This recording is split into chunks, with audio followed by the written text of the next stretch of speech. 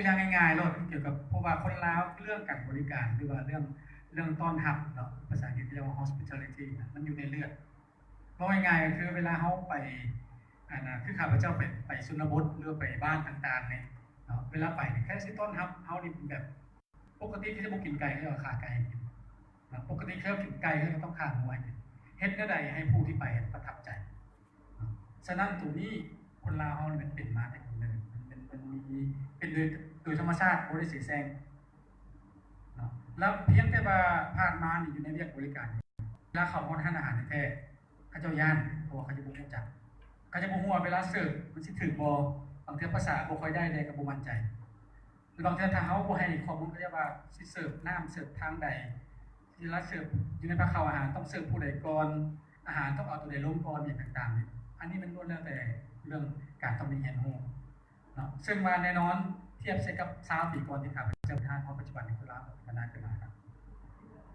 แล้ววันนี้ตำแหน่งที่ใหญ่ขึ้นมาเนาะมีพยายามมาเป็นผู้จัดการส่วนใหญ่แล้วข้าพเจ้าจ้างตามประเทศเป็นผู้จัดการเพราะอยู่บ้านเขาในการเรียกท่องเที่ยวนี่เขาก็ยังใหม่มันถึงว่าอยู่มหาลัยแห่งชาติเขาจะมีวีซ่าท่องเที่ยวก็ตามเนาะแต่ว่าอันว่าโดยรวมแล้วมันยังเป็นแบบรวมๆอยู่นะครับพระเจ้าก็ต้องขอโทษนำเนาะที่ว่าเพราะว่าบรรดาอาจารย์สอนหรือว่าแม้กระทั่งที่ผู้สอบวิชาเนี่ยส่วนใหญ่ก็เป็นเรียนทฤษฎีผ่านมาผู้เป็นตัวจริงฉะนั้นบุคลากรที่เขาสร้างขึ้นมาถ้าเขาจะไม่ได้เต็มร้อยหรือว่าจะได้เต็มร้อยประสบการณ์กันยังไกลข้าพเจ้าจำเป็นต้องได้จ้างตามประเทศเพื่อมาช่วยและมาสอนพ่อเนาะข้าพเจ้าก็กับพนักงานคนลาวที่อยู่กันตลอดเพราะพนักงานของเขาจริงๆมีหลายคนที่มันเริ่มต้นจากเป็นพนักงานเสิร์ฟจนมาปัจจุบันเป็นผู้จัดการเนาะแต่มันข้าเจ้าได้เรียนรู้หมายความว่า training job on training หรือว่าเฮ็ดเวียกไปพร้อมฝึกอบรมไปพร้อมจนเขาจะพัฒนาขึ้นมาแต่เราก็ต้องบอกตรงๆว่ามันบุกเรียนพอนะพอทุกมื้อนี้ร้านอาหารโรงแรมก็เปิดขึ้นมาหลายคู่แข่งกันหลายผู้ใดเขาฝึกอบรมไม่ได้ดีแล้วปุ๊บบางคนเนี่ยก็อยู่กับเขานะบางคนก็ไปเฮ็ดคนอื่นอยากย้อนจีบนิดนึงว่าต่างประเทศที่เขาเก่งกว่าเขาเนี่ยเป็นเรื่องทักษะแบบได้เรียนตัวจริงหรือว่ามันเป็นคุณสมบัติหรืออะไรยังไงอธิบายดูตัวนี้ก็มีทั้ง2 อย่างทั้งทักษะเพราะว่าอย่างเขาต้องเข้าใจว่าเขาเจ้าเติบโตมาอยู่ในสังคมหรือว่าอยู่ในประเทศที่พัฒนากว่าเราเนาะตัวจะเป็นทางด้านการท่องเที่ยวหรือการใช้ข้อตัวอย่างได้บ่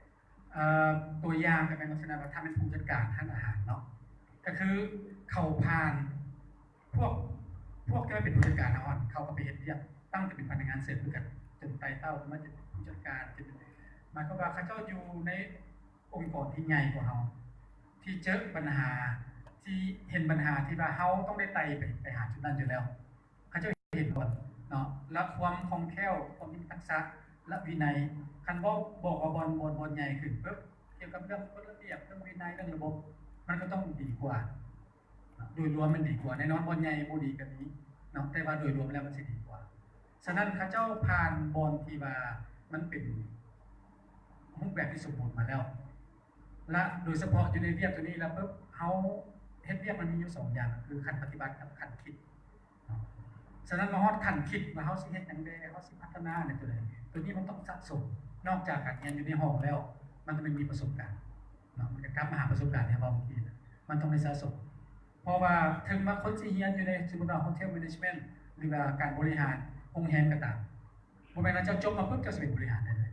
เจ้าต้องสะสมต้องผ่านแต่ละจุดไปก่อนที่จะไปหาตรงนั้นต่างคนต่างประเทศกันคล้ายๆกันหมายความว่าต่างประเทศจุดแข็งของเขาคือเขาอยู่บนเจริญพัวแต่เวลาจ้างเขากับมีประสบการณ์ที่อยู่บนที่มันเคยผ่านหลายๆอย่างเข้าไปในเขาจ้างเขาเคยได้เห็นพูดของเขาส่วนหนึ่งเนาะต่อมาเขาก็เรื่อง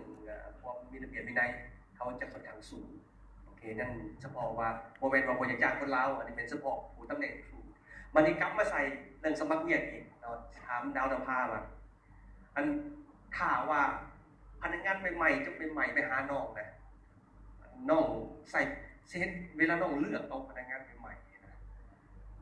อีกสิ่งอย่างนึงอันใดที่สำคัญที่สุดก่อนจะเลือกเอาพนักงานคนนั้นนักศึกษาคนนั้นเองนะเวลาสัมภาษณ์อีกสิ่งอย่างตัดสินใจว่าจะเอาผู้นี้เลยเบิ่งตัวไหน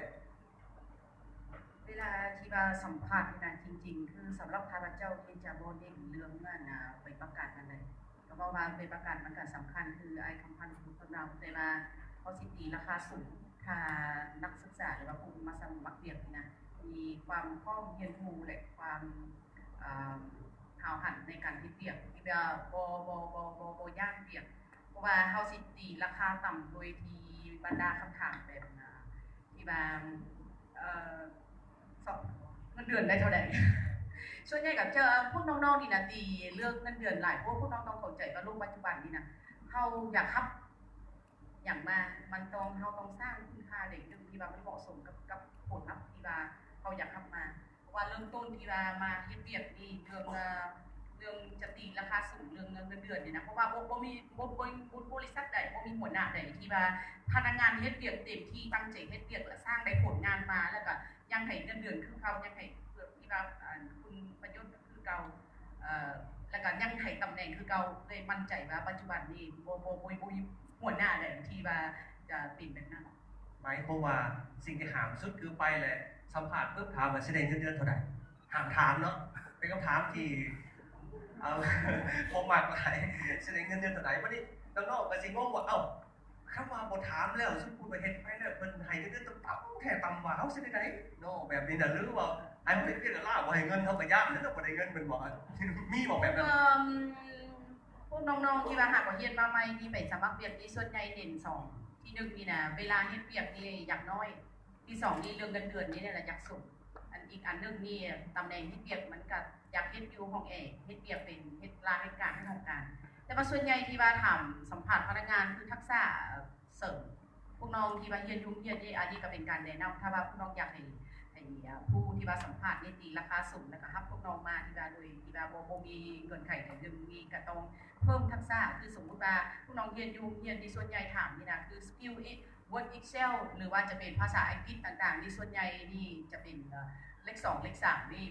หรือว่าจะเป็นเลข0ส่วนใหญ่บ่มีทักษะตรงนี้อย่างน้อยถ้าว่าพวกน้องเขามาเฮ็ดเวียกมันก็ต้องมีทักษะที่ว่า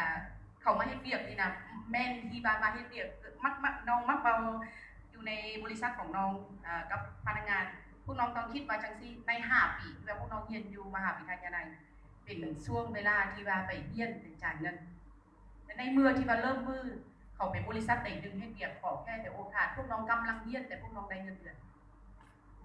แต่ว่าตัวนี้มันสำคัญโปรไฟล์ของพวกน้องนักบันไดมันจะสร้างให้ผลสำเร็จของพวกน้องในอนาคตมันยิ่งใหญ่สำนั้นมี2อย่างเนาะตัวที่1มากอะเบิ่งคือว่าเขาเป็นอยู่ไอทีแต่เขาได้แท้แล้วบ่เก่งปานใดเรื่องการใช้คอมพิวเตอร์เนาะเขาเห็นแบบนั้นอันนี้ก็ต้องลืมคืนได้ว่าอันเวลาไปไสบางคนก็จับโทรศัพท์แล้วก็จับ iPad พร้อมเนาะถือคอมไปเปิดอยู่ในห้างกาแฟชิลๆคือสิเก่งไอทีมันจะถ่ายมาเล่นใน Facebook กับบ่ได้เนาะอันนี้ต้องได้เบิ่งคืนเนาะเพราะว่าผู้ประกอบการว่ามันเก่งแท้ไหนบ่แม่นว่ามีแต่ชิลๆแล้วก็ไปใน Facebook เหมือนอย่างต่างๆอันนี้ก็เป็นส่วนหนึ่งแล้วมาดิอันอยากถามทานคำพันนี่มีวิธีเลือกพนักงานแบบไหนเบิ่งโมเฮงบ่หรือว่าเรื่องมีคำถามเด็ดๆหรือว่าวิธีสัมภาษณ์พนักงานน่ะสิให้น้องๆเขาว่าเมื่อกี้นี่มาสิญาติใหม่ของงานน้องสาวนี่เนาะแต่ว่าอาจารย์ถามมาก็ได้ตอบโอกาสตอบความจริงแล้วข้าพเจ้าแต่งงานเมียของข้าพเจ้าหรือว่าแม่เฒ่าข้าพเจ้าเราก็เป็นคนมีตำแหน่งนะเราเป็นเทียบรัฐมนตรีช่วยกระทรวงเกษตรกรรมป่าไม้และถามชีวิตของเพิ่นว่าชีวิตเพิ่นเป็นอะไรเพิ่นว่าแต่กี้เห็นนะเพิ่นส่วนสิได้มาตำแหน่งนี้นะเพิ่นต้องได้เป็นคนเสียสละต้องไปนอนอยู่ป่าพุ่น2-3 เดือนจึงไปออกมาเห็นแสงสว่างเทื่อนึงเพิ่นเคลื่อนไหวเนี่ยนะปฏิวัติเลยเป็นนักปฏิวัติและก็ห่างจากผัวและก็ลูก6 เดือนบางทีเป็นปีจึงไปเห็นหน้ากันเพราะว่าเธอเพิ่นจะแต่งตั้งไปเวียดนามตอนตะกี้โบมียนต์โบมีรถสะดวกเลยเดียวนี้คันมาแต่งตั้งไปเวียดนามใส่แดดบาดใดสิเข้ามาเวียงจันทน์นี่นะแปลว่า6 เดือนพวกเสียสละเพิ่นปานนั้นสุดท้ายผลได้ครับของเพิ่นสิ่งตอบแทนคือเพิ่นได้ตำแหน่งสูงพอสมควรแม่เฒ่าข้าพเจ้าเองจากบทเรียนนี้ข้าพเจ้าเมื่อรับสมัครพนักงานมีเวของพระเจ้าเลยคือขอภาษาอังกฤษเนาะ Read first take after ต้องเสียสละก่อน ถ้าผู้ใดมีแนวโน้มคือถามเอาผลประโยชน์แต่แรกๆข้าพเจ้าจะบอกไว้ครับ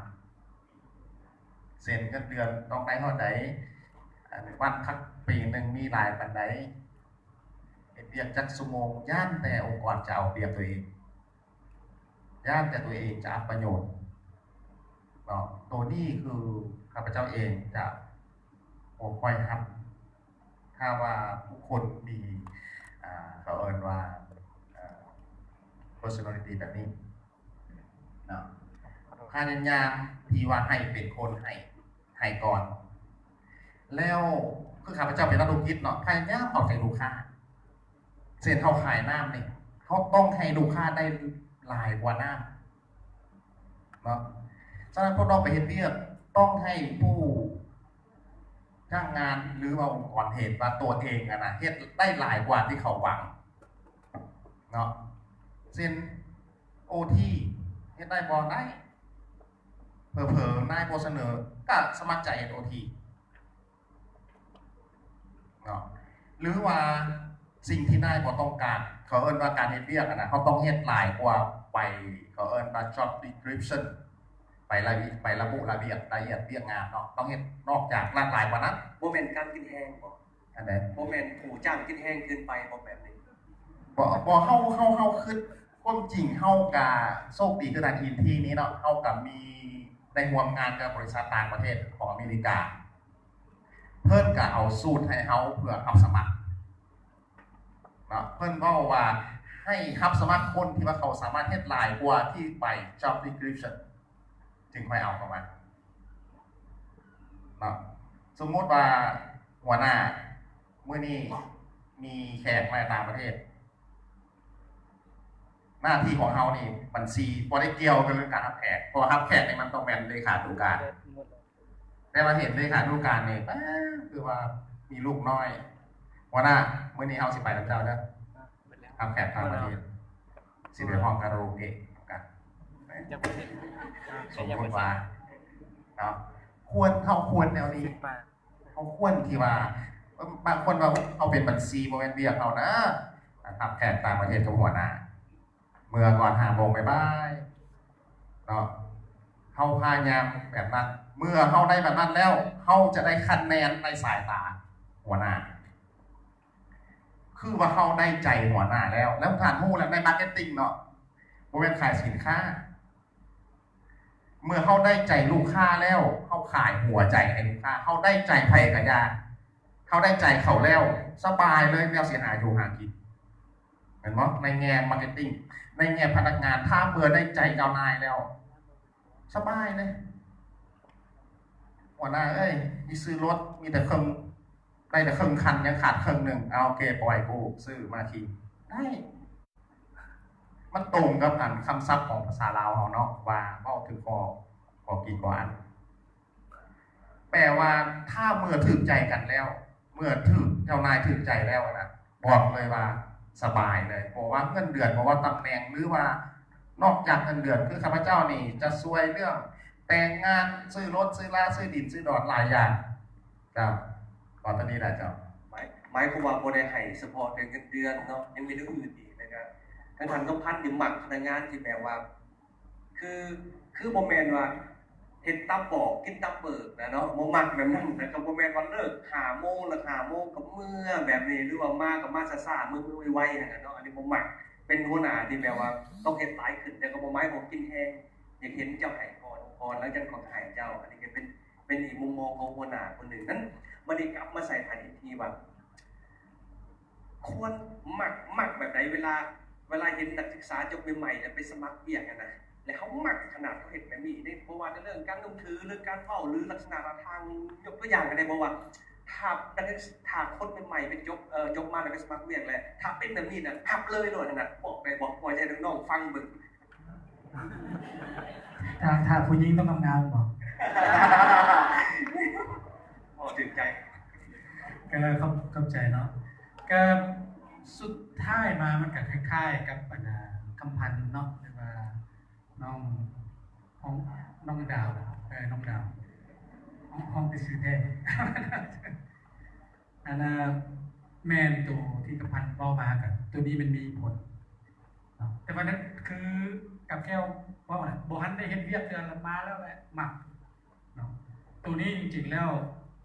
มันก็ขึ้นกับหน้าเวียกแต่จริงๆแล้วผู้ที่มาเองก็ต้องพยายาม จริงๆแล้วเราต้องการเฮาเฮ็ดเวียกเวลาเฮ็ดเวียกมันต้องการกันความตรงไปตรงมาเนาะอันใดเฮ็ดได้ อันใดเฮ็ดบ่ได้ก็คือต้องสื่อสารตรงทางเฮ็ดตรงได้ เพราะว่าดีกว่าลักษณะว่ามาว่าอันใดก็ได้หมดเฮ็ดแท้ๆมาเพิ่มอีกแบบหนึง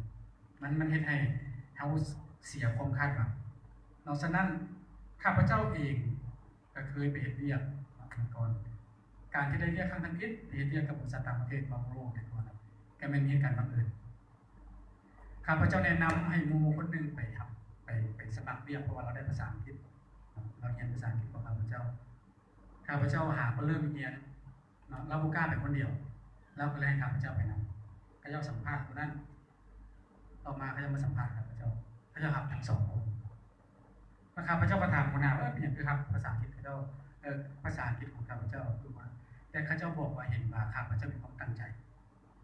ก็คือเขาศึกษามาเลยว่าค่อยหาไปเรียนภาษาอังกฤษคนนี้นั่นเรื่องขายค่อยมีประสบการณ์เพราะว่าพ่อแม่ของข้าพเจ้าเป็นพนักงานขายหมดนะบ่มีพรสวรรค์ปุ๊บหมายความว่าแต่ก่อนข้าพเจ้าคิดว่าเรื่องขายเครื่องมันต้องได้เรียนหรือว่ามันต้องมาจากสายเลือดเนาะข้าพเจ้าเป็นลูกพนักงานก็จริงแต่ข้าพเจ้ามีหมู่ของข้าพเจ้าที่เป็นมาจากครอบครัวที่ค้าขายเนาะเวลาเขาเจ้าต่อรองเวลาเขาเจ้าเฮ็ดสิ่งต่างๆเขาเจ้าเจ็บขาดเขาเจ้าไหวก็แม่นเพราะว่าเขาเจ้าอยู่